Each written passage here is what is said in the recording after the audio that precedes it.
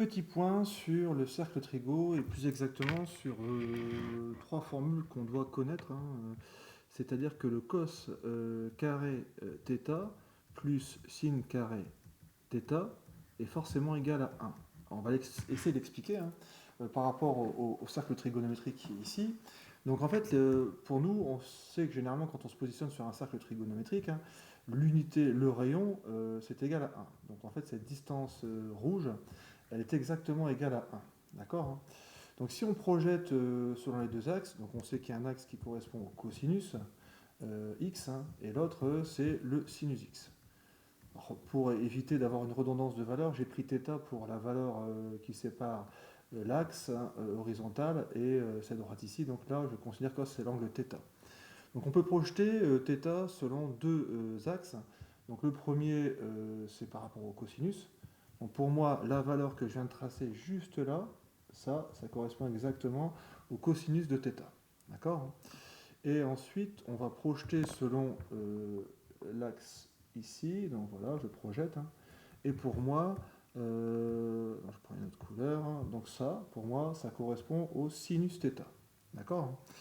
Donc pour moi, l'idée, c'est de comprendre d'où vient cette formule cos carré θ plus sin carré θ égale 1. Donc moi, je vais isoler ce triangle ici. Voilà, hein.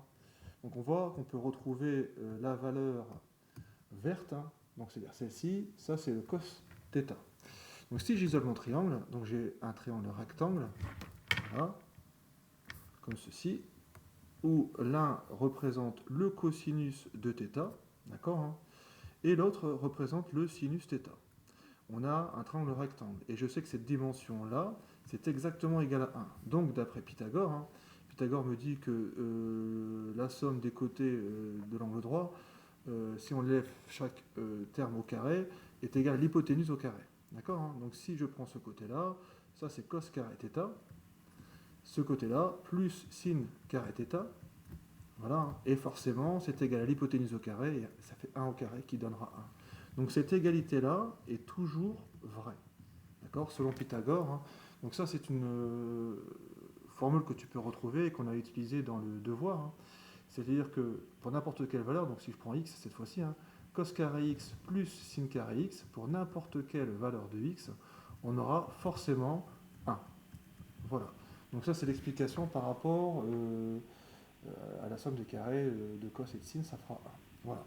Je vais revenir sur une autre vidéo pour présenter le cos x avec cos moins x et sin x et sin moins x.